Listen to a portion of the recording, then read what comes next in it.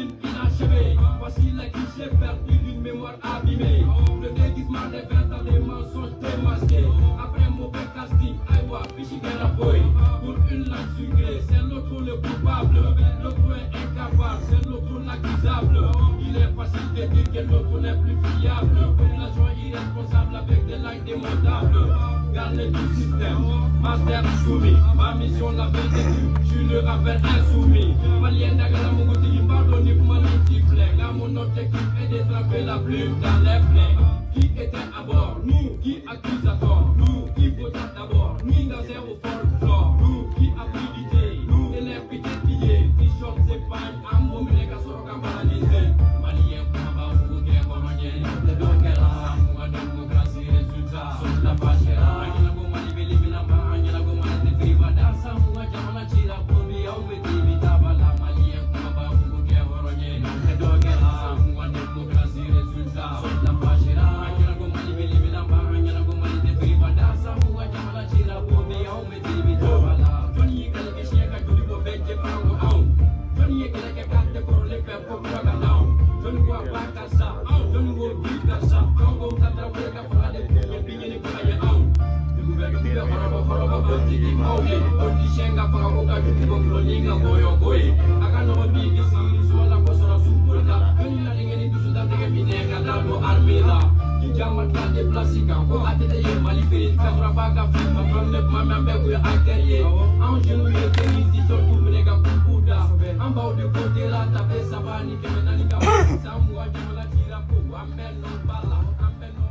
Salut internet.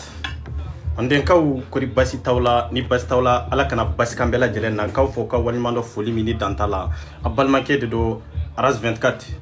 an sigira mali kungango kuma de banda bi horonya ka labo kaira malien na dambe ni yere don ko ira malien na siranyuma ani klinya ko ira malien na an sigi kanye nindi malien amena kuma chama na malien wo o chayara kiritigi chayara c'est dire fo malien ka donde jumende tien jumende ngaloy c'est ça la vérité kiritigi to ko jugere mais fo malien ka se ka tien de don har ni te EPR fe tien jumende har ni te cederi fe tien re jumende faut que réalité de lajé quoi mais naw le link si lajé naw ma réalité lajé doro c'est zéro naw ya razba di lajé naw ma réalité lajé doro c'est zéro faut itenira bo faut que réalité de lajé jumen yere de tien mali yere kungango kumaka mali kanu be jonde la jonde ba fe ka mali la avancer jon ba fe jamana de onde kalafia amago be ni nyoro de law non te kiriti bambalia no ameno la sa nafatu la sa ne de ba wala ka dawma aw kana siga aw kana joro fanani tala banani tala mais aw be famille basro ya ni ala ka je inshallah malion o temenen ko fe le links mi respect à vous ni basiti la ala kana basikambela jelena an sigira ya ika bonya ni ka karama ni ka kodo ni ka kala be place mi na bi ala ni sababu parce que ni amene sigira ya bi a sababu sur la RFI donc qu'il faut qu'il walmando foli mini dantala fitini qu'il faut qu'il walmando foli mini dantala si vous ni meleke ere bora life la sisa qu'il faut qu'il walmando foli mini dantala fimani kale kale abe choko di ni jema kuri bashi tawla ni bashi tawla ala kana bashi gambela jelena bafanjaw anyere ka avocat ni bashi tila dro je merci bangonga ere réplication kala ko be choko di kibaro be choko di ni bashi tawla masala kana bashi gambela jelena Mustafa kwaro be choko di ko be kapsa ni torati la dro je merci iba beaucoup mu ambi fo ya depuis ya fo États-Unis sigila ni bashi tila ala kana bashi gambela jelena anyere ka princesse kura minana no ele lengsi ka musoy donc amba fo ka walmando kenenka foli mini dantala manden kawo malien nyuma na juma be ka yere soro foli in konana amba fi amena habibu chamga video la après amena rasbadilla aw nyodo fo sidiri mogo yeta iyeli ani jogo ni dambe obe depa imona yoromina obe depa sidiri imona domini min kono na soro imoni fani bade chela ibolu de jogo nu dambeta c'est ça ibolu de ka tableau ta ibolu de ka kritika imona jamana minna imona sia min nyonte ibo de ta donc arabadi munden suguye amunun tukura arabadi ko awere munden suguye malion de bana farafara kabo nyona ani kuma fotaw ani kewalew amago be ni ndela mali kono non tamago te jamala de exactement malion simple trade an kana habibu chamla folo nko wala ko dawma après mena bachi la folo quoi oui ko ka hina surasidem ko ka hina ulula au projet mimba bulu la dernière fois nya fo vidéo kono mon inte projet ko awde folo en kemalla Aramata Sissé, Madame Sissé, Aramata Sissoko, ou les cas projet glané, ça existe toujours. Nous comment faire mais Malika Kemeka Ninke façade, c'est-à-dire que avait fait kaka liti ko dogo nini ko sorasi de Mali. Malmao. Moi je pense que loi de programmation militaire B Mali la kera déjà c'est sur place avec la Lawalea au Dona Dani et gendarme Dota. Il a expliqué. Frère Mimeka ke sorasu yani sorasi de Moussouye. Donc, nan un projet blanc en place. Moi, parce que comment faut-il que faire non projet numéro à Kain abetan ok projet numéro à Kain. Ok Malion Niro la famille a koko projet mi nanyata ko man ga famille tate ko aramata de tado bien vrai que aramata de tado akaki aramata tai abise ya kene sinya folo kanime ka fo aramata de tado mais hal na kera aramata tai o e ko nyuma e hakil na nyuma ndedo mais ni aramata masé ka la baradu ni mo sorla mo mungo ko e masé ka la bara mais ye décision nyuma ta ye hakil na nyuma ta mais on be fere ni ka bara pour que ika ide abise ka lawaliya Mali kono cogomi ani jamana kono ani jamana koka parce que ide nyuma ndedo pour que ya dabo nyuma ya min kama har ni e masé ka ke ni mo wore sorla ka ke we hera do de jamana mo aw ba fe ko de baliwa parce que aramata ya ta o desera o masé ka avancer mais mo mi ye fait min décider ou be ya mirina ta mo were kan o baraki aw ka hakilna o dia on verra bien en katanya fait iko ko ambe kata pour que kan liti kodogo an ka liti wota la de ambo fawye biamba fawye sini manga famille e peri wota an ka liti la de aw be ka wode ni aw be kan galonde sira awna mais an ko anda falende mbia on galonde te da awna amba woro ka bana kaira malende una katlaka aw yire jogo ana ka dambe kolonya ana ka dambe tanya kaira malende una mo mi ye desonta ka fombe ni ke no ma se ka ke ni mo sur la ka ke anola est ce que ye crime yewa surtout avec jamana de surtout avec jamana deundi est-ce que vous êtes crime yewa est-ce que vous êtes quoi mi manga ka ke jamana kono ni aka kodo malia na aka kada malia sidiri ko labo folo ko ira malende ona yana kata nyefe angata folo mais mune be ni projet duguma ma ko fe jone be ka ke question mini ça déjà moi me ka ni projet la walia donente mo dugulenu mo mbe ka ni projet lawaliya ni tigi donen do kateme ene arasba di bela jelenka mundela avec la lawaliya malien de mununye ambe keneka avec la lawaliya sorasi de mununye il faut sara ou il faut massa avec la lawaliya jamana minye est-ce que jamana imbasikile do dien tiema ou be abasikilente mali be ou be malite c'est ça la réalité am gote le lensi yele da ça on y de fou ka ko le lensi kayo ote akaide na ka hakili nyuma am go be ni ndronde la pour que jamana ka seka avancer jamana ka seka développer munun tonyono nu ko luka tonyo be seka taka boka chugo ma mago be nindela mais ni jamana be bon ni jamana te yere on be mana on te jamana fana be parce que jamana be doni on de na on te jamana te bon donc ni jamana yere te on yere te sori fo e kan inde fam le lenki te mais le lenki no fi mo minya on be kene ka dongo da on be video ke male on ba do ante bolante ta roji anya de so inta le lenki ya de son ta ka di on de ma on de be kene ka ti ete ambe sira mo minye musote ambe sira mo minye a projet amba la waleya on de ko ambu deme ni min nana deme ni faso de nyuma ya inana ikanga ka ke ga droit do ni bana ima ba aunare ima ba ka fo man ka famille de ibana ikala kana ba odema ibana ki de onde deme ibana mo munun be ki ni la kana ibana ka hera de nyisi ka jamana ma kuma be ni nyoro de kawo nanga ta bi chamu o makala doni tawla akana na usigi ka ta ke dabarai ka fo aw ba da sago fo fe mana bena aw da edoro aw bo fo jamana jobaw ma o te marché tout voilà mon be ki dugo ka be ni projet suke o malikai flana moi j'ai dit c'est bien, Nico qui est en mort de même là. On a vu un mot et don blagata no. Ni rola me fana dialo fo aller bargomba fa ka blagata di moro ma grabal la. Mun déplacer la ka bon nord là kana grabal la faladje don flen nyamana. Ça dit que fantan de me munte ardoisi son te munumbulo. Munte la création soro. On be.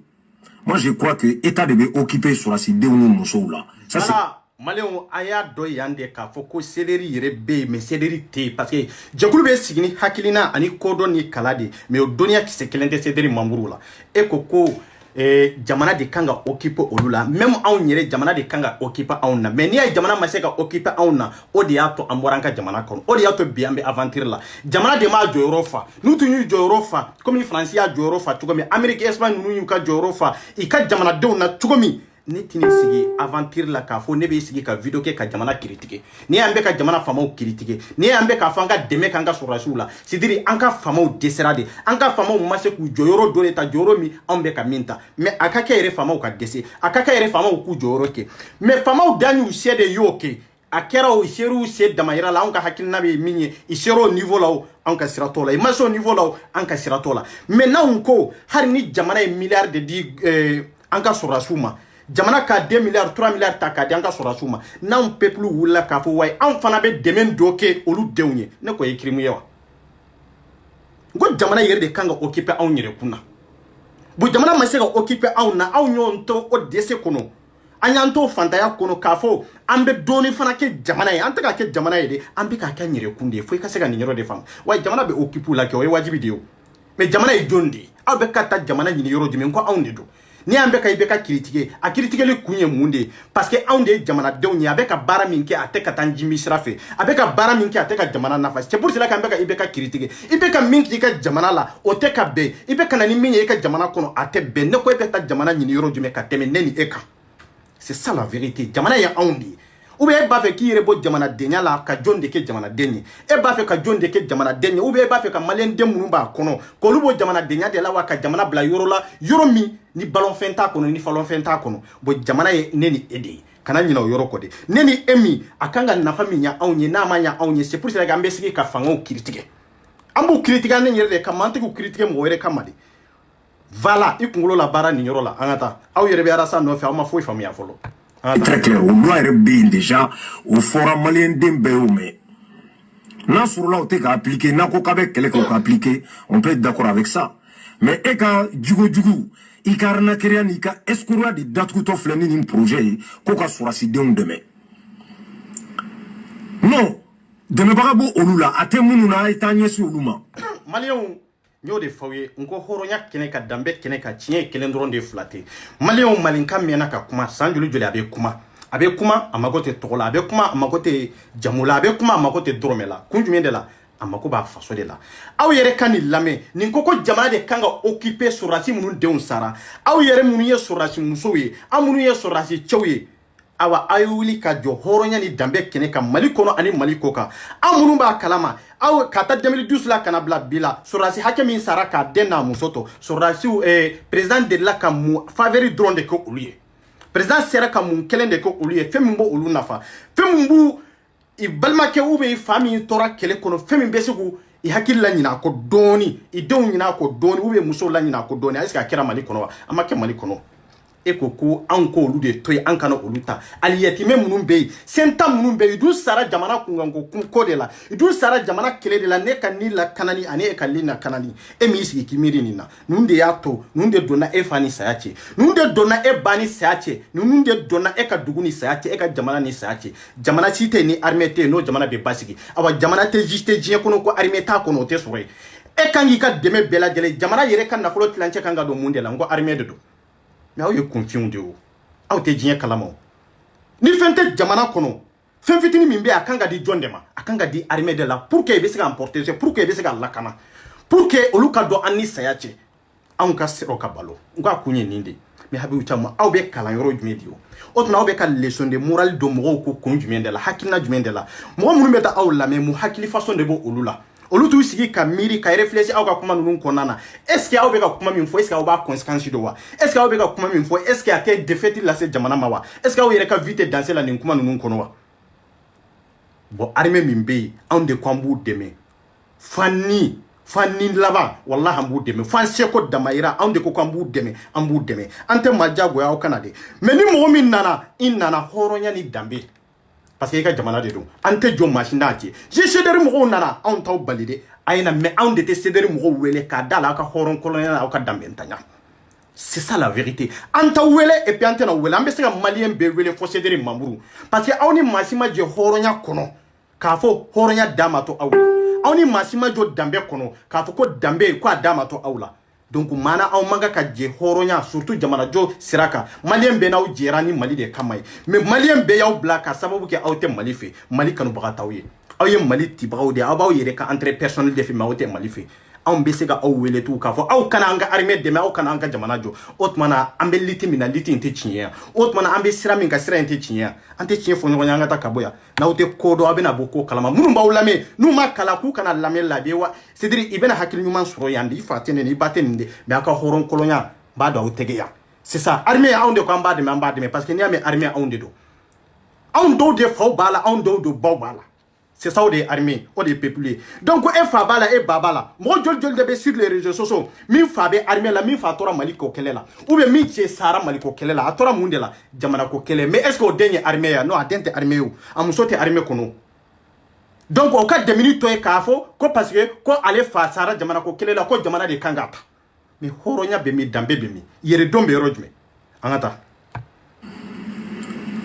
Ate munu na de munu na surla bolen ube nyamaw sanfɛ munu na surla ube ou mago be c'est-à-dire que demain là à Kodan o mawe munu déplacer o mawe c'était munu ku dongo ko la abse ko luta mais c'est très facile ne ne faudra malien parce que malien degle no mina o assistant là di c'est-à-dire malien de be wuli ka be ta quartier Kouturu jo gouvernement place là malien de be wuli ka be mairie jo gouvernement ye malien de be wuli ka be so jo kodon balide parce que ya yira ka fo mamunun déplacera kabo i ka réseau na i ka dugu la nu ka dugu tira kana an kanga olu de deme olu de ni deme kanga mais habibi chamu ta do anga armée deselen ko fede olu dugu nunun tira to kalama de armée maseka keleke minan soro ka keleke naye armée maseka fanga soro pour que ka se ka mo nunun kele pour que mo nunun kana se ni dugu kona na to kalama de armée ka dese anga gouvernement ka dese parce que gouvernement de desera armée koro armée ka la nyine mi gouvernement marché ko son fere nyini ko di anka armée ma ka sika keleke nay keleke minante we kelenyi ikanga do min kono kata keleke yoro la ote avion te mobilité har ni mobilité ni keleke minanti bolo ba har na so keleke minambi bolo kise min kanga do ala no ti bolo du o dese sababu koso o de yato jugu munun nana dugu attaquer isera anka armée mimbe isera olula ko olu fa olu fa galen ko fede dona dugu kono kado réseau kono ko dugu la mo nunu ko lu labo ko lu gen kado faga olula olu de nana anka réseau nanka cercle nanka commune ko nana e beta souci ta yoro jime ko mamunu nana olu ka deme mais mamunu bo olu la kana olu de kanga deme folo munun be olu la kana sababu mi yato olu boru no la o sababu kelen o de bato ambe armée deme parce que nanya armée deme sinu be siningeno no olu bo ka dugu kono kele teta boka de ni chewo bora yoro were ka fo ina na do dugu kelenga armée bi kumbe anga sorasu bi kumbe akunye nindeo na soro setumbe dugu la mo munun boru no la ka fo ko lu nana raison were la ka sababu ke kele ne ko kele bora yoro jumede o kele bora yoro me est-ce ka ba sursi doit ngo kele nana bi sorasu de kay temene ko fe sorasu la de ye dugu la mo soro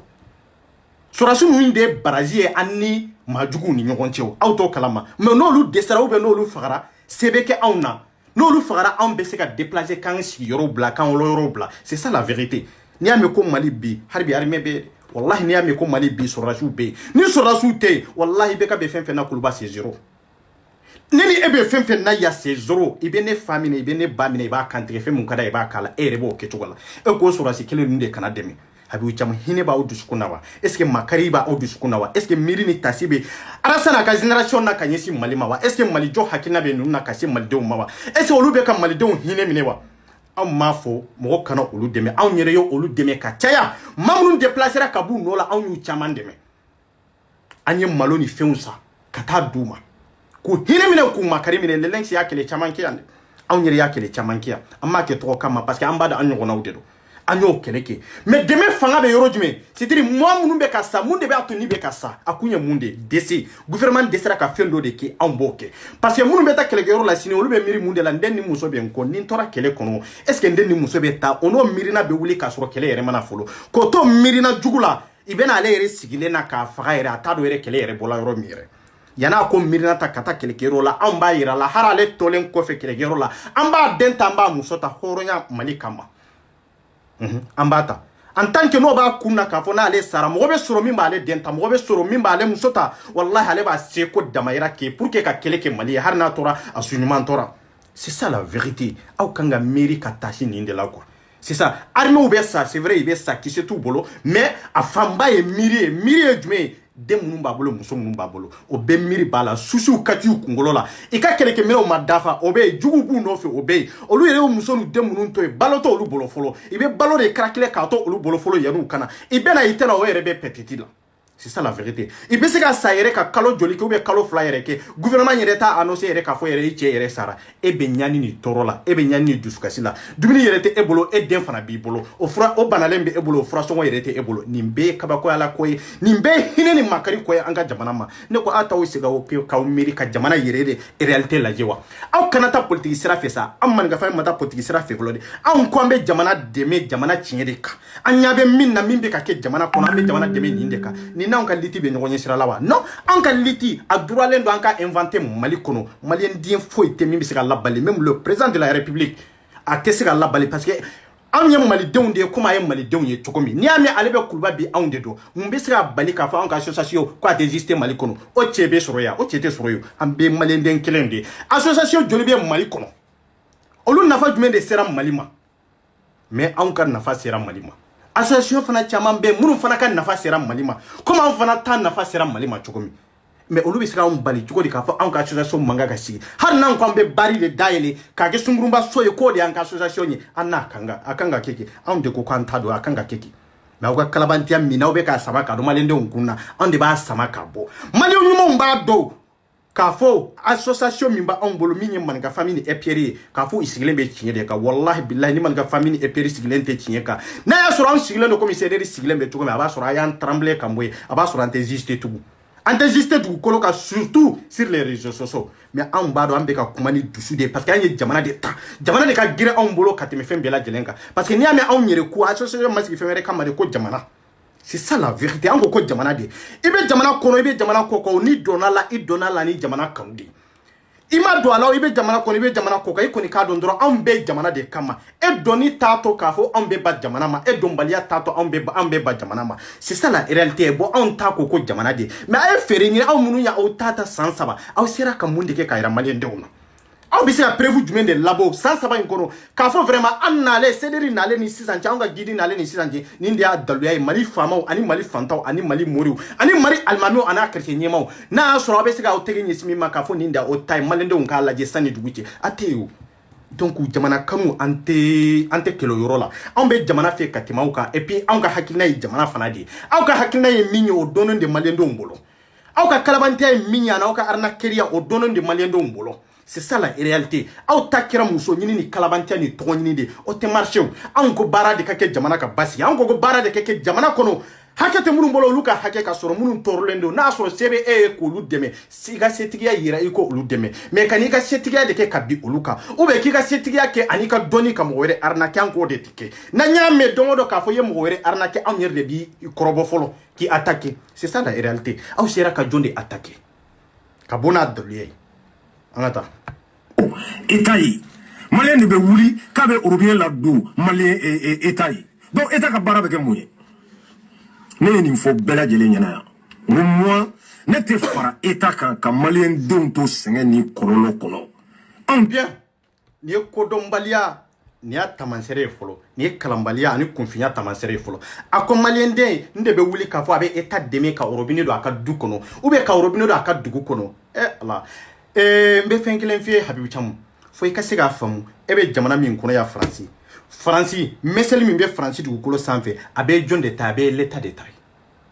fo ite ani l'état de tate na te l'état ka mara de la har na soro du kolo de saya ko du kolo nyi taye abe jonga mara kono ngo l'état de do bon anya be fen jumen de la ombolo mali kono ko mali du kolo fa ko l'état de tado ko sebala ko afanga bala ka se ka maîtriser enya bola wa fanga joli de ba ombolo pouvoir jol de be mali kono mais aw ye confiant de hay sini e ka du e be se ga fo fente kala fente se ga bo ala fana mali kono kunjumen de la parce que ibado fanga te l'état la ibado barka te l'état la ibado na folo te l'état ko kanga jamana la bara komi yanke chogo o de difference bandi yanchogo na fora sisa du mi be ebolo ani foro munu be ebolo abeka do l'état de bolo l'état de bati la sisa be kanga ni minyo o kadima atobe to l'état bolo e be sowa ite son yoro munun ka histoire ou te kelenye olu sigi chogo te sika ke kelenye yoro munun ka kalan chogo ou te kelenye mo chogo ma ke kelenye olu ka ta chogo nun ka jamana dilan chogo olu ka janwa na olu te sika ke kelenye ebe ki miri France la France du kolo fo du kolo du kolo fo sanfe abe France ou de tabe l'état français de taille mais mali kono otede ne be sika mo la jondanda ngadala ni gouvernement ni fangana na ni police yambu kele ku dégager ku bwe mais ya oti sika kiu mundela parce que ya saria jamanadenw nana ka sariya sɔrɔ ye de jamanadenw nana ka l'état sɔrɔ yen de an dun ka yɔrɔ la c'est-à-dire l'état de nana ka anw sɔrɔ yen fanga nana ka anw sɔrɔ yen de fanga min nana ka anw sɔrɔ yen o fanga o tɛ se ka fanga sɔrɔ fo ka jamana bɛɛ mara ka jamana bɛɛ k'a ta ye a tɛ se ka kɛ fo maliyɛnw ka se ka nin yɔrɔ de faamu faransi denw nana ka faransi fanga sɔrɔ yan de parce que olu ye jolibɔ de kɛ olu ye kɛlɛ de kɛ ka ɲɔgɔn faga tiɲɛ kan hɔrɔnya ka danbe kan diinɛ ko t'a la taabolo ko t'a la fo jamana ka kɛ l'état de ta ye jamana ka kɛ jamanadenw de ta ye c'est ça la réalité fanga de bɛ jamana bɛɛ gérer ni tɔɔrɔ y'i sɔrɔ fanga de bɛ jɔ a la ni hɛrɛ b'i la jamana de bɛ jɔ a la c'est ça la réalité ni dugukolo b'i bolo jamana de t'a dɔn i b'a sɔrɔ ni jamana ka sira de mais anw y'an ka jamanaw lajɛ kɛ n'i ko l'état ka Mali bɛɛ ta sisan k'a tila e b'a fɔ ko non k'e ka dugukolo tɛ fɛɛrɛ e ka dugukolo tɛ di l'état ma a tɛ di l'état ma kun jumɛn de la parce que e b'a dɔn l'état sigicogo e b'o kalama e b'a dɔn fanga tɛ l'état la a ka faiblesse e y'o dɔn ka ban e bɛ se k'a fɔ cogo di k'a fɔ ko Mali fanga ka se ka Mali maîtriser komi yan kɛcogo hari an ka mɔgɔ respecté cogow tɛ kelen ye hari an ka maabonya cogow tɛ kelen ye maabonya faso dɔ bɛ anw bolo Mali kɔnɔ o tɛ jamana jɔ o ye jamana ti de o tɛ jamana jɔ o tɛ tiɲɛtigɛ de o ye de ka ɲɔgɔn mara ngalon kɔnɔ san kɛmɛ ngalon kɔnɔ depuis an mɔkɛ wolola o ngalon kelen de kɔnɔ mais o tɛ yan c'est ça dunan ni dugula ni erreur min y'i sɔrɔ erreur i b'a assumer et puis sariya de bɛ boli i kan mais anw de fɛ yan i bɛ maa faga i bɛ taa prison na an bɛ maabaw bila ka taa k'a fɔ ko olu ka taa delili kɛ pour que i ka se ka bɔ an ka taa dɔɔni di i ka bɔ est ce que o bɛ yan di yan o tɛ yan an tɛ tiɲɛ fɔ ɲɔgɔn ye an ka taa ka bɔ i ma mɔ yɔrɔ min e tɛ se k'o jogo ta komi maa min mɔnna ye an ka tiɲɛ fɔ ɲɔgɔn ye an ka taa. ti taa fonse dingɛ labɔ an tɛ wari fara ɲɔgɔn kan ko ka taa c'est à dire que service dɔ dɛmɛ taga hôpital ko dɛ o kuma o budget min bɛ voter ka bila o la o olu tɛ se k'o don o la wa e yɛrɛ min b'i wɔrɔ i ka fini na ça veut dire que i bɛ ka ko dɔ de yira o ye n t'a dɔn jamana kuntan bɛ i ta ye diɲɛ yɔrɔ si ni Mali tɛ i ta ye diɲɛ yɔrɔ si. Voilà. An y'o de fɔ arabadi ka mɔgɔw c'est-à-dire i binna mɔgɔw hakili de kan ka don maliyɛndenw n'u hakili ci presque k'an wurule ka taa n'an ye sira dɔ kan mais i bɛ kuma ni min ye i t'o sira kan i t'o sɛmɛ fana kan e ko hôpitaliw ko parce que k'anw b'a fɔ k'a fɔ an ka wari bɔ an yɛrɛ ko ka hôpital dɛmɛ ka dɔgɔtɔrɔsow dɛmɛ ka se ka mako dɔ dilan dɔgɔtɔrɔsow la an b'a kɛ mun de kama anw fɛ yan c'est-à-dire e ye sin bila ne y'a ta c'est ça la réalité e ye sin bila ne y'a ta an tin de bɛ ɲɔgɔn na an tin de bɛ ɲɔgɔn na anw maliyɛndenw an wolola ɲɔgɔn kan ka mɔ ɲɔgɔn kan an bɛɛ bɛ galama kelen de minɛ an bɛɛ bɛ jifilɛ kelen de minɛ ka min n'a ye o hinɛ n'o makari min bɛ anw na c'est pour cela que ni mɔgɔ kelen bɛ tɔɔrɔ la Mali kɔnɔ caman bɛ yen an b'a santi mais aw t'a santi c'est-à-dire mɔgɔ aw t'a santi aw mago bɛ mun de la l'argent aw mago bɛ mun de la jɔyɔrɔ ni tɔgɔ aw mago bɛ nin de la ni y'an b'a fɔ hinɛ min bɛ anw fɛ yan o tɛ faransi yan dɛ mais faransɛw bɛ hinɛ sira a n'a baara wallahi b'a yira anw na yan mais Mali kɔnɔ an minnu ye sinjin kelen ta an minnu bɛ galama falen ɲɔgɔn na ka jifilɛ falen ɲɔgɔn na an minnu bɛ si ɲɔgɔn kan ka tile ɲɔgɔn kan fa kelen ba kelen mais anw de bɛ kɛ ɲɔgɔn fagabaga ye anw de tɛ ɲɔgɔn hinɛ minɛ kun jumɛn de la juguya ni hasiriya parce que hinɛ banna makari banna balimaya banna teriya banna ka da arasta n'a ka génération min nana ka maliyɛndenw kun mayɛlɛma ka faw ni denw fara ka denw k'olu n'u baw fara ka furucɛw ni furumusow fara ka bɔ ɲɔgɔn na ka kabilaw k'olu fara ka bɔ ɲɔgɔn na ka den ni kɔrɔ ni dɔgɔw k'olu fara ka bɔ ɲɔgɔn na k'olu kɛ yɔrɔ janmaw ye ɲɔgɔn ma hɔrɔnya bɛ min danbe bɛ min e ko an kana olu dɛmɛ parce que yan i mana bana cogo cogo ka se état dɔ la yan l'état de bɛ jɔ n'i ye en sanzi ni dɔrɔmɛ t'i ko l'état b'i furakɛ hali sini ni jiginna faransi kɔnɔ yan ni bana in attaqué ou bien ni binna i jigitɔ avion na ni binna wallahi l'état de bɛ ta i b'i furakɛ dɔrɔmɛ t'i bolo dɛ o k'a sɔrɔ papier yɛrɛ t'i bolo dɛ mais l'état b'i furakɛ mais Mali kɔnɔ i bɛ sa ye kun jumɛn de la an ka jamana ma se ka organiser ka se ka fɛn dɔw sɔrɔ et capacité fanga bɛ se ka fɛn dɔw kɛ an ka jamana ye kun jumɛn de la parce que aw bɛ ɲina fɛn kelen de fɔ an b'a fɔ don o don an ko fanga min b'an bolo o fanga nana ka fanga wɛrɛ de sɔrɔ an bolo o fanga ye mun de ye aw yɛrɛ ɲɛ b'a la Mali kɔnɔ ɲɛdimi tɛ kɔnɔdimi de don bɛɛ b'a dɔn min ye min ye bɛɛ b'a dɔn l'état talen don otage la ka se hakɛ min ma hali ni l'état imposera k'a fɔ nin man kan ka kɛ jamana kɔnɔ i b'a ye i b'a bali kun jumɛn de la l'état joli de bɛ yen fanga joli de bɛ yen pouvoir joli de bɛ yen min bɛ dibi la ani min bɛ kɛnɛ kan mais aw ɲɛ t'o la dɛ aw ɲɛ bɛ jɔn na ko IBK bɛ fanga min na awa fanga wɛrɛ bɛ yen min ka girin ni IBK ta ye fanga wɛrɛ bɛ yen min de bɛ ka IBK gérer c'est pour cela que an fantandenw bɛ ka sa aventure la c'est pour cela que an bɛ ka to kogojiw kɔnɔ aw kana ɲinɛ o yɔrɔ kɔ dɛ faya t'a la baya t'a la tiɲɛ ye tiɲɛ de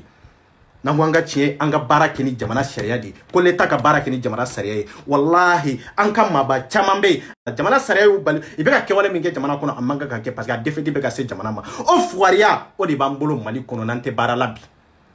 parce que i b'a sɔrɔ fanga min bɛ o fanga kelen anw kan ka baara sɔrɔ ni sera minnu ye o nafolo bɛ ta ka don olu da fɛ hɔrɔnya bɛ min danbe bɛ min aw bɛ tila ka wuli ka l'État jalaki an b'an yɛrɛ kun de jalaki an kana ɲinɛ k'a fɔ défaite caman bɛ yen a b'an yɛrɛ kun de la l'État tɛ dɛ an bɛ l'État jalaki dɛ o ye tiɲɛ mais l'État ye jɔn de ye a sigilen jɔn de kama anw de don e b'a fɔ dɔ kana fɔ karisa ye dɔ kana fɔ karisa ye karisa dun nafolo min kan ka baara di e ma i ka jamana kɔnɔ o nafolo kelen de bɛ ka da ale ma dugukolo hakɛ min kan ka di e ma jamana kɔnɔ l'État kan ka jɔ ni dugukolo hakɛ min ye pour que bɛɛ ka place sɔrɔ jamana kɔnɔ i b'a sɔrɔ o dugukolo hakɛ sigiyɔrɔma 100 bɛ o kɛlɛ bolo a y'a sɔrɔ cogo jumɛn na e b'a sɔrɔ cogo dɔ o nafolo b'a ale bolo o baara jumɛn de bɛ Mali kɔnɔ k'a fɔ e bɛ miliyari 100 sɔrɔ a la an tɛ tiɲɛ fɔ ɲɔgɔn ye n'i tɛ ka dɔ arnaquer n'i tɛ ka balo dɔ de la n'i tɛ k'i ka sentigiya n'i ka kalan yira dɔ de la mais est ce que jamana in kɔnɔ o bɛ yan wa o tɛ yan o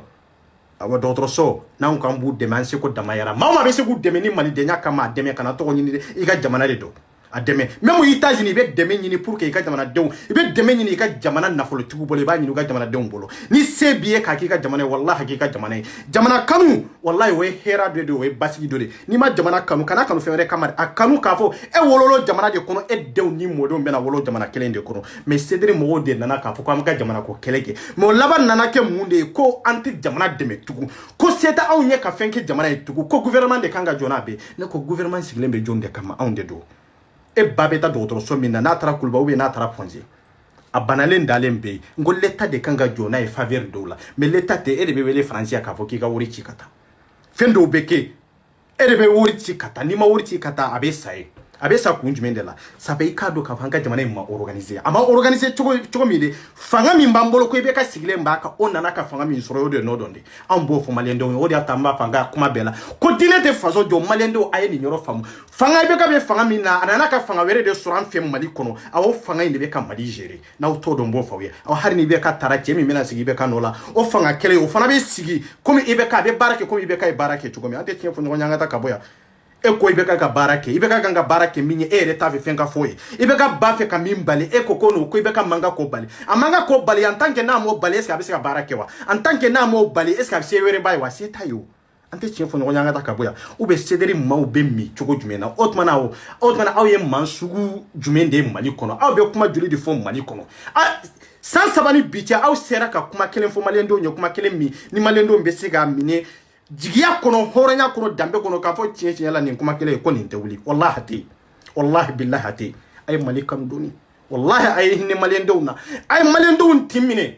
balimaya kama sinjiya kama teriya kama wallahi a y'a dɔn anw de ye fa kelen ba kelen ye a ye maliyɛndenw tin minɛ n'o tɛ anw tɛ yan maninka famille anw taara anw avancera ka ban aw de bɛ retard la quoi c'est ça mais minnu b'aw nɔfɛ wallahi an b'u la faamuya fitiri minnu tora aw nɔfɛ dɛ wallahi an b'u la faamuya tiɲɛ kan hɔrɔnya kan ko Mali awa i ka Mali de lajɛ i kana mɔgɔ lajɛ an ko Mali de awa ni Mali tɛ foyi tɛ o de b'an na aw cɛw o de fana digilen b'a aw la parce que lelen si ko Mali de bon aw ta fɛ lelen si ko kuma de fɔ mais an mago bɛ Mali de la o n'o tɛ an mago tɛ fɛn wɛrɛ la o fɛn wɛrɛ min b'anw bolo min bɛ se k'aw lawasa diɲɛlatigɛ kɔnɔ o ye Mali de donc ni Mali tɛ yen fɛn wɛrɛ t'anw bolo donc an bɛ Mali de minɛ bon aw y'aw jigi da o Mali kelen de kan mais k'a sɔrɔ aw bɛ arnaqueria de la aw bɛ ka balo e yɛrɛ ka don vidéo kɛ la ani bi cɛ e yɛrɛ ka e forme lajɛ fɔlɔ kɛ e ye fɛn sɔrɔ vidéo kɛ de la e kɛra fɛn ye vidéo kɛ de la c'est pour cela que ka se ka mɔgɔw arnaquer ni Arazbadi tɔgɔ ni Mali tɔgɔ ye comme Arazbadi bɛ ka maliyɛndenw arnaquer ni Mali tɔgɔ ye cogo min ko ale bɛ Mali jɔ la k'a sɔrɔ a bɛ muso ɲini na ko a bɛ Mali jɔ la k'a sɔrɔ a bɛ ka nafolotigiw arnaquer ko ale bɛ grand dossier la k'a sɔrɔ grand dossier bɛ ka kɛ ni wari de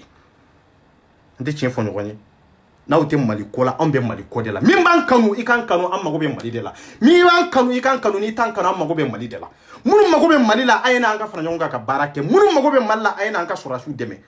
ne t'u dɔn e t'u dɔn mais munna pourquoi n'an b'u dɛmɛ kun jumɛn de la maliyɛndenw de don i bɛ ka anw de ka ni lakana c'est ça la réalité o de don ne ni i bɛ ka ma deli ka ɲɔgɔn ye e n'a ma deli ka ɲɔgɔn ye mun de b'a to e b'a fɔ k'i ka président parce que a bɛ fanga de kun na i b'a dɔn ale ye ɲɛmɔgɔ de ye ale ye ɲɛmɔgɔ a sigilen don minnu kun na de an b'a fɛ k'olu de dɛmɛ c'est ça an ka taa c'est-à-dire mairie bɛ minnu kan ka occuper ɲamankow la minnu kan ka mɔgɔw ka quartier kɔnɔna sanuya aw t'olu obligé u bɛ l'impôt ni salaire min ta ka se k'u baara kɛ aw bɛ taa baara k'olu place de la n ye nin fɔ n bɛ segin a kan moi je défends jamais la mairie c'est-à-dire i yɛrɛ bɛ ka dɔ ka ala y'an France ici dɔw bɛ yan nɔ u ka baara ye mun ye ka taa éboueur ninnu u bɛ taa ka taa ɲaman cɛ dɔw bɛ yɔrɔ furan yan imagine quartier kɔnɔ mɔgɔw ka bɔ k'u ka yɔrɔ furan fu la minnu talen don k'u embauché o la olu bɛ mun sara sɔrɔ olu ka baara tɛ tiɲɛ c'est-à-dire a ye baara kɛ n'aw kunkolo ye quoi Mali état degelen no sueni na arebe ko encourager avec un sueni ça veut dire que dénoncer avec un laban ko de encourager sans savoir. Bien, ne mi soso ibe sunyali ke ite sunyali ke ne mi soso mais ne be se ka fo e daluya tawbolo prévu tawbolo ne bo fo malien dem be nyana devant tout le monde pour quelles raisons bo kuma fo ba fo kada konjumende araba die grand dossier ka en bolo sans saba ka say sunyali ke milliard joli milliard ke milliard binan mais grand dossier en kono hari plente kele mado est-ce que on be se ka son tuwa ba on te kele ke fe na fe min daluya tambolo non ante ma kele fe na fe min daluya tambolo tu parce que araba di nena sankeme ay milliard hake min fo ko dona Mali état kono ko état yo sunye ko darage katana yorowere Mali ndo est-ce que plainte kelen dona wa c'est pour cela qu'on va te faso ko kelela o be se ka jamana kono tugodi milliard joli ka sunye milliard ba keme ka sunye ka jamana kono o papier be ebolo dossier be ebolo ka fo hare ma se ka plainte do mo kelen kama mais ante chien fo nyogoni donc arazbadi nana kangalon de tigawnya o arazbadi be ka dossier min kala dossier kofe worde be dama na be dossier da kuma yininde souvent en galon tige malien de unye ka fo milliard hake min sunya ka fo ko chien tala souvent no te na soro chien de milliard sunya linye aba soro dossier clanen kofe dossier flana ate bona e kata plainte do kunjumen de la worde be dama c'est ça abe dossier da ka baloni malien de untoye ninde do c'est ça la veille parce que ça va maya et plainte de moi aussi comme na ma ke vidéo kelaw ye na ma ke buba faneni abdou nyangi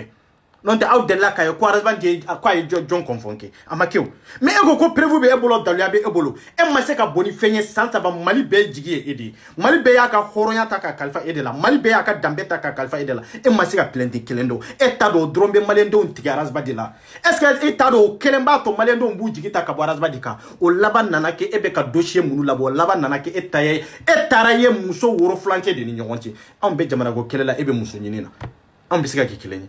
odiato le links ni arasba dika kele san keme de buni nyonje horonya ni dambe ni yere don no tila itesika jamana mara no tila itesika jamak farangonka no tila itesika limania no tila horonya tila no tila dambe tila ango ko dambe ni yere don anga horonya manika fami epieri ani mali den nyuma bela jele wallahi billahi ni kalifen fenga kafo ni yechi kuma arasba di nana ka kali chogomi wallahi malende unyana kafo na ale sirabla ba sura leta afadenye kona sirabla ba sura leta dambe tigie avocat bien ne mena je malien dembe ba la me kelengel an yo de fo an ko horonya tawla dambe tawla faden kene ka horonya kene ka e perni man ga famille de ba to awla cederi tende aw be ka o defani dabara intanye mataw ko mataw ni munum ba no fe ulite fende do flo me be na bo fen kalama ne o de fo mbi cederi de law ne do fo en gwaras ba dimba de tri ne do ko dalwa be ne bolo ibe ne bolo nta ke ko makari malien do nyede ne ba kiri ayi to no mi lasi malien do ma araj ba di ba do me kan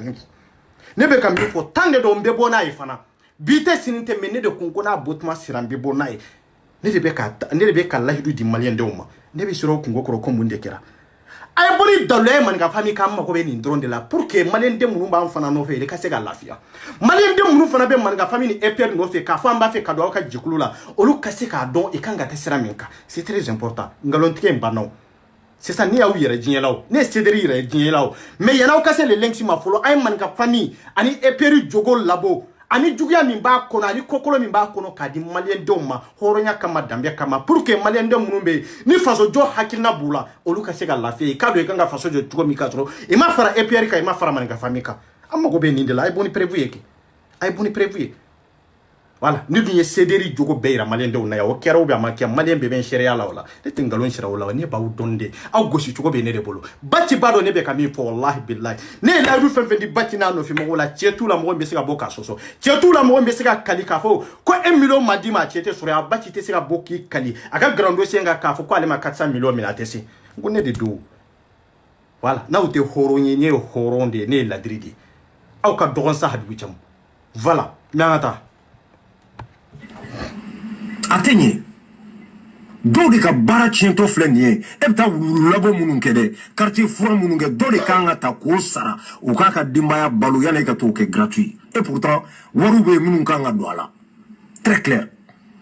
mais malikam nanani niye a naf ko samena ta surasi deun de me wo hina be malien dembe me wa ko do ne projet nyuma o la to alliance ni fambe fe kata yafa de libefe ay mo goshiku mo sa ka bloka furusa atra yafa de lo fe. Bien, ni ame ko maba moba kodona ni kalankila ni donikila ni hakilitigi ko werete de kado ka foye erreur do ke katla ka ya fanyina bolo odedo. C'est ça. munani ala be yafa man ko ambe yafa de nyini ambe kojugu de ke ka yafa nyini ala bolo pour que ala ka se ka yafa nga kojugu kelewna habibu chamune tara be kuma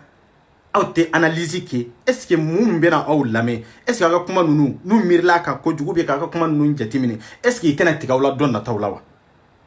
munana mba foko ala ka yafa ma kunjume de la parce que anyo kojugu do de ki amanga ka minke andona erreur de kono an setala parce que ala ya adama denda mawma be jide mi ka femi ma dronte re dan fem be ko le sharbu huwa dallu fem be ni be mide ibe fili be kojugu doki o wajibi de o ala yere ka kedi donc ni erreur ke erreur kona wati eta don ibolen ko fa kono wati mi iba do ka fo ani erreur isoro mais araba di bora erreur joli de kona ya do ay erreur ke de mi yere baya ani yere bonyani kafa ani yada ale yere bolo ale de kalanido katme malien dem bela jelenga ale be komindo malien densité mimba nyogonado c'est pour cela que araba de maseka komo lame c'est pour cela que maseka malame c'est pour cela que maseka conseil baganyina yere la masite ka ke mabai ka ke nyema ni conseil bagatila masite ka ke doni kelay wallahi ka fo ere mabai ka sur conseil bagatila wallahi hati kira min tumbe sallallahu alaihi wasallam kisini nema bay abakar tumba krefa tumbe kira ladio umar tumbe atumba ladi ma chama de tumbe kira krefe kira tunte ko kena masara olula aba fo ay koma ay olu fana ka jabu nyingali ke anawe jabu mi sura obena nay apira kanga barake chukuma abako ke chuko de law na ya soro ni ala tumma conseil bagadi kirama atumbe do fili chama kono munani ala jibril ci kirama ya ci kirama kunjume de la c'est-à-dire jibril ka ke shere ale ni kirati pour que jibril ka seka kira conseil fendo la c'est très important domina kira jora ka fo jibril mako bala yiki yere na monde la jibril ye monde ke ka jabi ako akaniye kin yere yiri la ko me ko asabu bebo ala de la ni ala jena na domi ko mbena ibi mbeni yere yiri la harate gila yibolo kunjume de la c'est dire ko bebe sigi nyon ka de par étape mais aw kana na sigi arabadi ko komi ko nete ko kuma la iti ko kuma la mais iko kuma be ka mimbe ka fo ibe tabla kono nyefe na kera kolomi nya aw tarabi o kolo inde kono bi aw bo dinye de kono c'est ça la vérité et comme mairie ko poubelle tala ko lu kanga sara normalement mairie kangu keke mais ebe taxi sara followa ebe taxi sara followa no de fo net gouvernement sangoro tako gouvernement de do parce que ni ame gouvernement sikile me min kama ne de do c'est ça la réalité nous ko konga taxi sara est-ce que ka sara wa habibu ebe ka sara wa eta do fendo be e kango lu sara mais lu dafalente e bolo na make jini robinet e na make robinet ni feni énergie e bado ete ka foi sara folo eto lu kala mo citation chama de be ete min kala donc on te dit là parce que ete fin kala mais attends bon projet mega muni datugu ne mogo bodi la e réakilina duma malikola karamogo jugu silamaya keleli ani mogo warna keli ka mogo sara abe war fara ɲɔgɔn kan tɔn min do n'o de fɔ ko malika famille tɔn min ani FPR c'est des escrocs notoires aw de farala ɲɔgɔn kan yan nɔ ka wariw bɔ ka caméraw san pourquoi faire avec ça c'est-à-dire que s'il s'agit pas ka taa mogo do ko dɔ la ka bɔ n'a ye bien yani ka do araba di ka nin kono folo ako quand sigilendo do ka kodo de kodogo net nya to ko la fola ambe min kodogo maligni ambe en contre la ambe mali de kodogo pour que c'est kana ke mali la pour que malien de on kana nyon fa pour que bembalia mi be malien de on nyon jo be se ga bancho gomi arna keria mi be ka ke malien de on o ka dabla habi chama te fen kalamo iyere ka kuma ambe arna kila warna ki amma ko bala horonya ni dambe keneka aka bono e folo amma go be ni na kuma ambe ka boni mori jula jugu tai chogomi amma go bala kuma obe ka fa o dabara de la de on de ba sheria ka fa ka bono warna keri daluya ka di malien de on makelenkele enna en iko kanye camera usa on yo de fo ya sahabi witam aw donamina aw de lamina oye de kabalo adama den werula c'est ça la réalité c'est pour cela que essera ka dunduba ka nafolo mine aka sanu ko arnake ko ki taye kato do sungurun tigala habi witam horonya be mi dambe be mi numu be numu munu ye horonye numu dambe do nubu ka barake to do onu munu ambu fode numu ya te mogocinye wallahi nyamakala ya te mogocinye nyamakala ya te make horonye ate mabo horonya lade ma jogo ni dambe ni ka kewale ni kumaka o de bi ka nyamakala ya banfuye o de bi ka horonya banfuye o de bi ka bara banfuye o de bi nebe mogola me ka fo iye nyamakala ya ete manyana mai ube manga kado ni o engalonde de nyamakala o be munu kanga fo munu kanga wal nyumando me habi chamo ete horonde yeko e sigilembe ya ka kuma mo ka sanu juru be ela e mo joli de ka sanu juru arnake e maka sanu mine ka fuko e budla dundumba kalantani fo banyani me dundumba mini horonya chabini dambete aya to e munde kama na ma se ki datu prison na kunjumende la malidenya parce que na idatu sine on de ba fo am maliendende do akari akika sanu sara o bi afo jie maw ya am maliende onyere anka kanime na idatu sine on de be ɲɔgɔn hinɛ minɛ de ko dunuba manga ka nin kɛ malien den de do comme anw kɛ cogo kana sɔn ka datugu sanu dɔrɔn nɔfɛ mais don min n'a tun b'a ta k'a kɛ a y'a kɛ ni cɛya de ye bon an malien den kelenw de be nin kuma fila in bɛɛ fɔ horonya be mi dambe be mi an ka sian dabara la nante sian dabara la an ka do min be bo an da kono komi kira ya fo cogo mi yanan ka kuma an ka sigi ka miri folo habibu cham esigilen be ya bi ka fo ko adona ta bora ta me dunumba ka sanu ko inte chie ngalon ta la de o e chie yere de ngalon to la habibu cham bodo mi be ni sigi ikran ko fe ki yere ji ya mawye ki yere ke ma bawye ki yere ke doni kela ki yere ke kalan kela ki yere ke manyuma bay ka soro wali sanu do de she wali sanu do de be bolo ni ya ta ka sunguru ntigena wali sanu do de be bolo ni ya ta ka ta do sirgeti la ou bien kati balma ke muso do mine ka kono si wala horonya be mi dambe mi ne ko nyamagala ya fora ne ko ninde fora wa nko nyamagala o be munu teso ni nyona ma nyamagala o be sunguru ntige ke comme horo be sunguru ntige ke chokomi mais ite nyamagala sisoro ka fo abe so balma ke ou bien sinji ya teri aka dukono mo do kata dano o muso ito nyamagala soro aka donde na make habibu chamuye awa horon fana la abo ke chogode la horon koloni horon kolo ya barake abe fi ma de ede yake meto kele bete gosini e ka bere nyona ede parce que be fana make ede yake ede be jalagi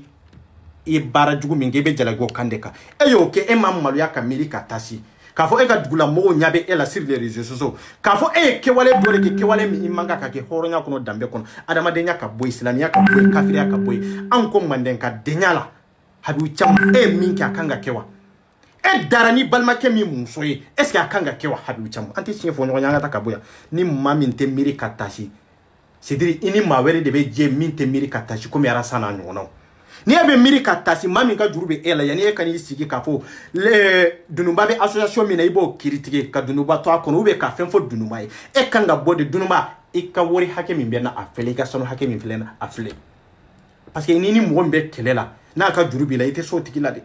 wallahi ete se dunubala fo ka jinye woli parce que aka juru de bila iba sara ikanga sara de ni ma sara yo horon kolonde et puis ambisi yu convoquer fana iba sara de awana nya ke malien den kele munu mballa me lube munde fo no akana karsa datu ku sanu drone no fe surtout au bébé aventure la surtout au bébé toin de la aw ma kele no de ba fo tugu ko habibu chamu ko vraiment ko ay dunuba ka sanu du ko anyana olu de beta fo dunuba tugu ko dunuba kika drome ika kanana na ma sara ika datugu donc abe mo kelende min beta habibu fede ka fo habibu ka du o mo kelende beta dunuba fe dunuba akani na ma so adatu len ko fe olu de be na aya hinemine noko mali la ambebe nyogondo sa anko ankata chinye deka e kangi miri katasi yani ka dunuba kiriti fola ka jurubi la tadama c'est très important voilà inyona chama ndebe yoro ina nube sanu de la ka wurje mina mo la ka dla mais olumu take comme eta nyona de mais etiba koroto sambi nani ni ko e beni sigi i doniu ube ban flow i koron flow ka balo olu ka na folo la ne ko horonya be mi dambe be mi onyo de fie sa ete jien kalama c'est pour dire ngo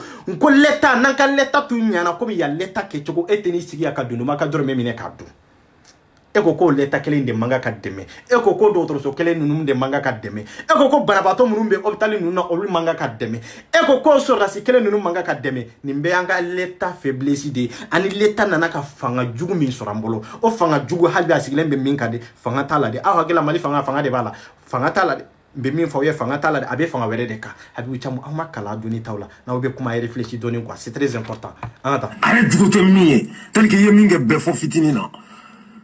moi nete fe ka doni e ko kwanye minke be fo fitini la ntumba fe ka teme yoro dola e ko kwanye camera usa ambe camera usa ambu sa kunjumende la c'est dire habibu chamu ebe jamana min kono e ko ni bado har ni sienta ka boy ka sokono camera bita attaquer camera bita image talendo ibo kalama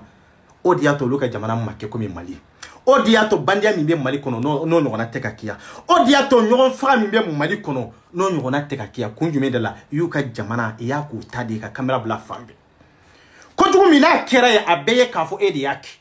c'est ça la vérité donc ni mali tun kera ni nke chugo ina neto est-ce que ambe kelea ante keleo wallahi billahi e bado ka fuko ante kele e bado ni mali kera ni nke chugo de la e be ka mo munun ka defense ta ka fo olube arna keria mina olube kokolo ko mina mali kono olube c'est dire olube ka dana an furumuso ye ke chugo mina olube ka furumuso arna ke chugo mina nan balamso arna ke chugo mina wallahi atunteke loi mi bia no loi inventaire mali kono bisika kia mo folo mi bia fa oyo olude ene olu ante chef no nyanga takaboya ambe camera sa hari shini hari haya du chamuni ekira doni kila ika doni ni seraka ke ka bara kina e munun tara bara ki bolo I ka doni tara bara min ki bolo I ka doni ke ka la bara de aka ke tiɲɛ fana ye ni e moriye n'u tara moriya bara ki bolo k'a fɔ nana nin bara de ki bolo mais tiɲɛ yɛrɛ la mɔgɔ min y'a ka nafolo labɔ k'a fɔ nana moriya bara la nin bara ka kɛ ɲɛ n'i tɛ se I t'a fɔ k'i tɛ se jɔngɔni ala ne tɛ se ka nin kɛ tiɲɛ de ne tɛ se ka nin kɛ ni tɛ se ka kɛ a ka nafolo d'a ma a ka taa quoi mais e b'a dɔn e tɛ se ka kɛ mais e bɛ nata mun de la nafolo ani muso yɛrɛ e ka nata bɛ nin de kan ka mako sa fufalaki ka mɔgɔ wɛrɛ mako sa e nɔfɛ ɲɔgɔn mako sa o de ye jamana in tɔ kɔfɛ awa jamana in b'o dingɛ kelen in de kɔnɔ aw bolo k'a fɔ Mali bɛ avancer nin kɛcogo la nin kɛcogo tɛ de a nana ka fanga min sɔrɔ ye fo fanga de ka bali ye ka bɔ yen fo l'État ka sɔn de o fanga kelen in ka bali ye ka bɔ yen n'o fanga bɔra yen de wallahi Mali bɛ basigi fanga min dɔn aw b'a dɔn ne b'a dɔn fanga sigilen bɛ I bɛ ka sigilen bɛ pouvoir min kan aw b'a dɔn ne b'a dɔn I bɛ ka tagali tere ka coup d'État kɛ I bɛ ka la m'o fɔ de n ko hali n'i bɛ ka tara n'i bɛ ka ɲɔgɔnna wɛrɛ nana a mentalité kelen min b'a la a bɛ baara kɛ ni o mentalité kelen de jamana bɛ mara n'o mentalité kelen de anw bɛ bɔ nɔgɔ la maninka famille ye tiɲɛ bɛɛ labɔ ka yira maliyɛndenw na yan wallahi aw ka hɛrɛ bɛ yɔrɔ o yɔrɔ an y'a labɔ ka yira aw la mais munna de maliyɛndenw tɛ faamuyali kɛ munna de maliyɛndenw tɛ kuguya munna de maliyɛndenw t'u ka hɛrɛ n'u ka bonɛ dɔn dɛ kun jumɛn de la kalanbaliya de don wa kunfinya de don wa ou bien t'a fɛ k'a dɔn de ou bien tɛ hɛrɛ de fɛ n yɛrɛ kun ɲɛ de wa kun jumɛn de la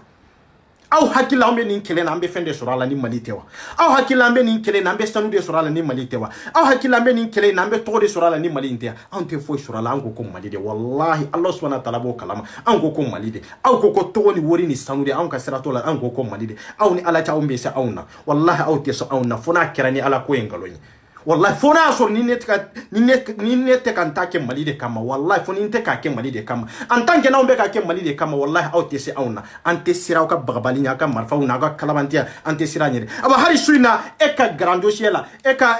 escroc ka grand dossier la e ka guide escroc ka grand dossier la a bɛ n'i sigi ka mun de fɔ kuma duman fɔ mais tiɲɛ t'a kɔnɔ kuma ɲuman fɔ mais tiɲɛ t'a kɔnɔ arnaque de don ni hɔrɔnya ye tiɲɛ ni danbe ye tiɲɛ adamaden ye kuma dɔw fɔ Malien den bɛ kan ka dɔn k'a fɔ adamaden tɛ hɔrɔn ye sa wallahi hɔrɔn tɛ ladiri tɛ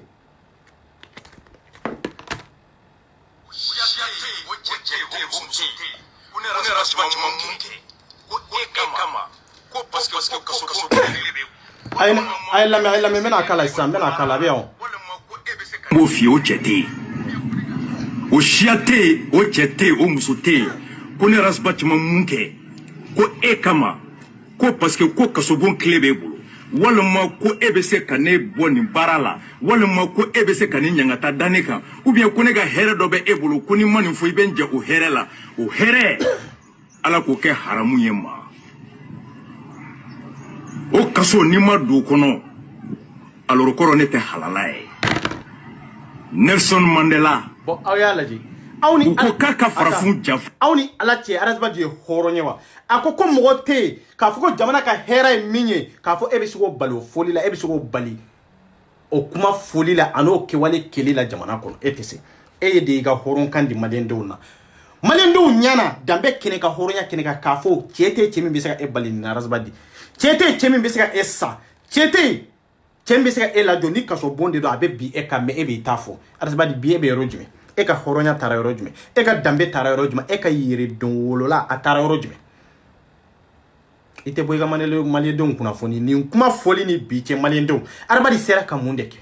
a sera ka mun de yira maliyɛndenw na an y'o de fɔ sa kumaba in tɛ sa don o don kumaba ye hali su in na a bɛna grand dossier la mais a bɛna mun de fɔ a bɛna segin nin kuma kɔrɔ de la a bɛna nin kuma in bɛɛ de transformer a tɛ se ka nin ɲɔgɔnna fɔ sisan n'a ye nin ɲɔgɔnna fɔ ni adamaden ma datugu ka gɛn fadenw bɛɛ la ɲamaden a tɛ se ka kɛ parce que a ye wari de minɛ o wari minɛ sababu o de y'a to adamaden y'a mɔsɔn k'a fara ɲɔgɔn kan n'o tɛ fierté sugu tun bɛ adamaden la arrogance sugu tun bɛ adamaden la fierté sugu tun bɛ adamaden la fanga sugu tun bɛ adamaden la I b'a fɔ n'a ni adamaden kumana n'a y'a dɔn fɛn fɛn na dɔrɔn mɔgɔ tɛ se k'a sɔsɔ tugun hali n'a sɔrɔ nkalon de don a y'o nkalon caman de kɛ ka siri mɔgɔw la a y'o nkalon caman de kɛ ka ministre caman datugu a y'u datugu mun de la k'u man ku o ministre ninnu b'a dɔn k'a fɔ ko tiɲɛ t'a la wallahi billahi Mali ne de bɛ ka kuma fɔ de ministre dama min ye ne wele n'o de fɔ sa n ko ne tɛ sa ne ye mɔgɔ min ye ne ka dignité maninka famille ka danbe n'u ka yɛrɛma hɔrɔnya wallahi ne t'o ban f'i ye cɛ ye n t'a ban f'i ye muso ye ministre dama min ye ne wele olu b'a dɔn ne bɛ ka min fɔ olu b'a dɔn ne bɛ ka min fɔ n tɛ ka nkalon fɔ de olu de ye ne wele ne m'u wele dɛ olu de ye ne ka numéro ɲini ka ne wele ni ne tun bɛ sa ni mago bɛ entrée dɔrɔn de la n b'a fɔ I ka fɛn di yan dɔrɔn donc n k'a kɛ comme a ka di olu ye cogo min fɛn min b'olu nafa n b'o dɔrɔn de fɔ n'o tɛ ne wele la de ne m'u wele dɛ e bɛɛ b'a dɔn ne b'olu ka numéro sɔrɔ cogo jumɛn mais olu de ye ne ka numéro sɔrɔ ka ne wele n t'a ladiya n yɛrɛ la de a kɛra de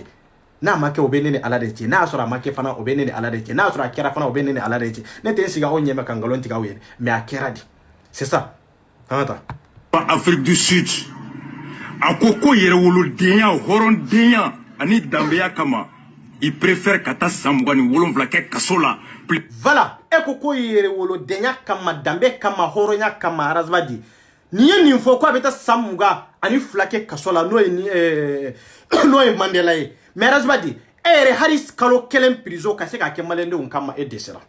E maliyɛndenw janfa nafolo kama, e y'anw janfa sanu kama, e y'anw feere gouvernement na, e y'anw feere politiciens ma ka taa fara Buwana ka fanga kan, ka taa fara politiciens wɛrɛw kan. Arazbadi e ka hɔrɔnya i ka danbe ani ka yɛrɛwoloya olu y'i bila yɔrɔ jumɛn maliyɛndenw ɲana. Maliyɛndenw ɲa yir'i la ko danbe tan de ye, parce que i m'a sɔrɔ bila de Sediri i bɔr'i siya ni danbe bɛɛ lajɛlen i bɛ nin kɛ cogo de la. C'est pour cela que an tɛ da i la tugun, c'est pour cela que maa tɛ tugu i ko tugun. Maa o maa ni hɔrɔnya b'a la ni danbe b'a la Arazbadi e man kan ka nin kumakan in bɔ i da tugun, e ka tila ka taa kɛwale min ni nin kumakan in tɛ ɲɔgɔn ye. Hɔrɔnya kɔnɔ danbe kɔnɔ e bɛ k'a fɔ ko Mandela y'a ka jamanadenw de lajɛ k'a fɔ jigi wɛrɛ foyi t'ale la ni jamanadenw de tɛ. Fanga t'ale jigi yɛrɛ jamanadenw de minnu b'ale kɔ. C'est pour cela que a carrière ka taa ale bɛ sa prison na mais san 22 a b'a kɛ prison na. Mais Arazbadi n ko mɔgɔw sara e nɔfɛ. E mi miiri olu la, olu sara ne nɔfɛ hali ne sara prison na fɛn t'a la de, i n'i ka dignité ka sa. E t'a dɔn mɔgɔw datugura e nɔfɛ Arazbadi, e tun kan ka miiri de ka datugu. Arazbadi e t'a dɔn maaw ka furu sara e nɔfɛ, Arazbadi e tun kan k'i miiri de ka sabali ka nin bɛɛ lajɛ k'a dɔn maliyɛnden minnu bɛ n kɔ fanga bɔ olu de la, mais bi mun de y'a to i y'i mɔsɔn k'i fara ɲɔgɔn kan parce que maliyɛndenw tigɛr'i la. Mun de y'a to bi ni e y'i mɔsɔn k'i fara ɲɔgɔn kan comme Gɛrɛbu kun jumɛn de la, parce que i ye nafolo minɛ gouvernement na e tɛ se k'olu kiiri tigɛ comme fɔlɔ. I y'i danbe ban f'u ye. Parce que yɛrɛ ka kuma e b'a fɔ i ka kuma la Mali bɛ jɔ Mali bɛ jɔ fɛn wɛrɛ tɛ dɛ, i b'a k'a fɔ maliden minnu ye ko Mali bɛ jɔ Mali jɔli tɛ dɛ, e mago b'a la de k'a fɔ e ka du bɛ jɔ e ka avenir bɛ ɲɛ, e bɛ k'o de fɔ maliyɛndenw ye. Mais minnu man kɛko minnu t'a faamu Arazbadi ko Mali bɛ jɔ Mali tɛ jɔ de parce que a tɛ Mali jɔko kuma la, mais a bɛ k'a fɔ aw ye k'aw arnaqué ni Mali joliko kuma de Mali tɔgɔ de. C'est ça o de tɛ marché le ci k'o de tɛ marché. N'o donna cɛ o cɛ la ou bien n'a donna muso la anw de bɛ t'i kɔrɔbɔ. C'est ça. Aw m'a fɔ ko ni maa min bɛ mɔgɔw kɔrɔbɔ ko si t'a tigi la de, anw tɛ si ɲini de. Wallahi bilahi anw tɛ si ɲini balo kɔnɔ de, anw bɛ min ɲini balo kɔnɔ tiɲɛ k'a labɔ ka yira maliyɛndenw na. Aw bɛ k'u arnaquer ni sira minnu ye o ka datugu, o sira ninnu bɛɛ ka datugu. Fɛn min ka fitinin min b'i bolo o fitinin kɛ k'i yɛrɛ nafa. Anw ka kuma bɛ nin yɔrɔ de kan. Anw de ko an bɛ maaw kɔrɔbɔ. Wallahi ni dalen b'i ka dɔnni la n'i kɔrɔbɔra a bɛ ɲɛ o. Ni dalen t'i ka dɔnni la kana sɔn ma nin ka fɛn bɛ bɔ a kalama de, awa anw bɛɛ bɛ kɔrɔbɔ kelen kelen en tant que ni maliyɛndenw fo ka lafiya de k'a dɔn e tɛ dɔnnikɛla ye dɔnni t'i la e k'i sen bɔ a la karisa de ye dɔnnikɛla ye awa nin dɔnnikɛla in de b'aw bolo a banna nin quartier in kɔnɔ nin yiri in kɔnɔ nin dugu in kɔnɔ an mago bɛ nin de la Mali kɔnɔ mais ka dɔnnibaga fu falaki malankolon dama fara ɲɔgɔn kan jamana ka fa dɔnnikɛla dama na k'a sɔrɔ dɔnni t'u la kalan t'u la i ma se ka mago kelen ɲa jamana kɔnɔ i ma se ka jamana bɔ dingɛ kɔnɔ san 50 ni bi cɛ dɔnnikɛla dama min bɛ Mali kɔnɔ a ka ca ni ba n'a si ye mais dɔnnikɛla tɛ dɔnnikɛla min sera ka Mali bɔ nin dingɛ in kɔnɔ a tɛ anw wolola nin dingɛ kelen de kɔnɔ anw wolola nin balawu kelen de kɔnɔ i sera ka nafa jumɛn de ɲa ka nin tɔɔrɔ in ta ka bɔ maliyɛndenw kan o tuma olu ka dɔnni tɛ kɛ k'u ka jamana nafa olu ka dɔnni tɛ kɛ k'u ka kabilaw nafa mais olu ka dɔnni bɛ kɛ k'u yɛrɛ ka hɛrɛ n'u ka du an'u ka mobilibaw n'u ka voituribaw u ka dɔnni bɛ se ka kɛ k'o laɲini k'a las'u ma mais u ka dɔnni tɛ se ka kɛ ka jamana basigi de a tɛ se ka kɛ ka kɛlɛ b'a jamana kɔnɔ dɛ a tɛ se ka kɛ ka fantanw ka hakɛ ɲini de mais a bɛ se ka kɛ k'olu yɛrɛ ka hakɛ ɲini a bɛ se ka kɛ ka fantanw fana arnaquer n'olu ka hakɛ an tɛ tiɲɛ fɔ ɲɔgɔn ye an ka taa ka bɔ yan le lex ko ko de bɛ ban Mali kɔnɔ a bɛ ban anw bɛ sa an denw bɛna an mɔdenw bɛna mais anw tɛ nin kelen labila de wallahi an t'a labila ci an t'a bila se an t'a bila i t'o kɛ ka bɔ kɛnɛma denw ka a lajɛ fadenw k'u daji to a po Arazbadi an tigɛra e la hɔrɔnya ni danbe ani Mali denya kɔsɔn wallahi an tigɛr'i la e tɛ hɔrɔn ye e tɛ ladiri ye fadenw y'u daji to e Arazbadi la bi wallahi e tɛ hɔrɔn ye e tɛ maa jɛ ɲɔgɔn ye e tɛ maa kanubaga ye e tɛ furubaga ye wallahi e ni maliyɛnden si man kan ka jɔ ɲɔgɔn kan hɔrɔnya ni danbe kɔsɔn Arazbadi n'a y'a sɔrɔ e ye danbe tigi ye daji kan ka to e de la Arazbadi maliyɛnden bɛ ne bɛ daji to e la maliyɛnden bɛ ɲɛna to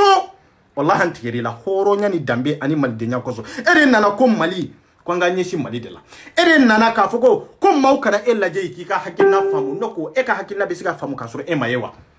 pour que kira ka hakilina ka faamu kira yɛrɛ de yo kira yɛrɛ de a yɛrɛ kun jumɛn de la e b'o daliya dɔn parce que e ko e ka hakilina kana famu e mo kana e ki ka hakilina de famu mais anya be ela e dogolonte o e kelenye flana e be keneka e ko an kana e mais déjà ni be keneka e yera ka baw ambi jogo de laje ka fari ka hakilina ka c'est ça la réalité c'est pour cela que anko kira tumbe kenede ka aka hakilina o de famiyara ka tila ka kira yere ye ka jogota mais le link c'était keneka mais le link c'est ka hakilina famiyara ki mais e ba da jogo e minya e todo ne todo mais avec un minfo ambe bara kinode desa ale ka yeta anaka fota bara be kinode mais desa ni eminyera fem fla de be soro ela ika jogo de be laje anika fota c'est ça la réalité o de différence ba oni yoncho o de atango le lenks yele amago tala mais anana ni hakilina minya har nanya tala misika bara kene parce que chien de do bon eminyera sisa inana ni hakilina minyanko ko akanya antuguriko bon anyabi kunturu jole na anye sisa e kunturu jole mi manye sisa ambe munde laje fulana o i jogo di mais anya do kafo e jogo nyumante e jogo dambetila e jogo horonya takono e jogo yeredon takono e jogo jamana kanu takono e jogo ka juguni jogo mbe jogo fenfeme malla araba di e dia ma folo parce que e de ko jamana o jamana in kono ma folo mi minana jinela we ede ma were mi minede e yere de keri yere mine bagaye parce que ye mado de la jaba ye ngalon shiri mado de la jinea hukumu konala ye ngalon shiri mado de la kafo ye nafolo chama mine politicien na e yere kera munde e yere ni politicien ou différence tu memba ni yonche c'est ça la réalité aw be ni yoro de la jego ni nyate mogola na be ka min fo ibo de gine est ce que o de tien ou bien ngalon de do oui avec ka min fo tien de do avec jamana jo mais jamana ti kuma ta kono ni jamana ti kuma ba kono iba dabla mais ni jamana jo kuma de ba kono e ba do avec ka min fo de tani avec ka min fo na fo e nyabo de la ikanga tugo tigi de ko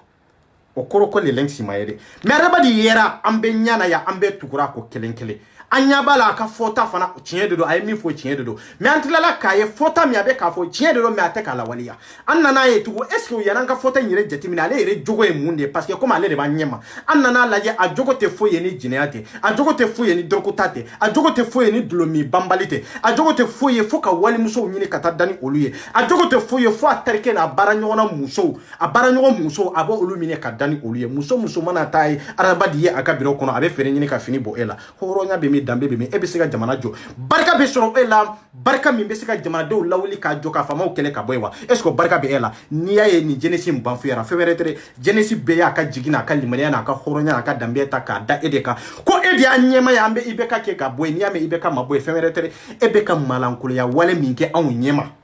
c'est pour cela que e ka fanga ni ka dabara a toro o drone de la pouvoir vraiment sur ebolo capacité vraiment sur ebolo ka seka ibeka ge gabwe o laban kera munde ko faden sagoya e kera faden tode pour que kata fara ibeka se abe dayoro mi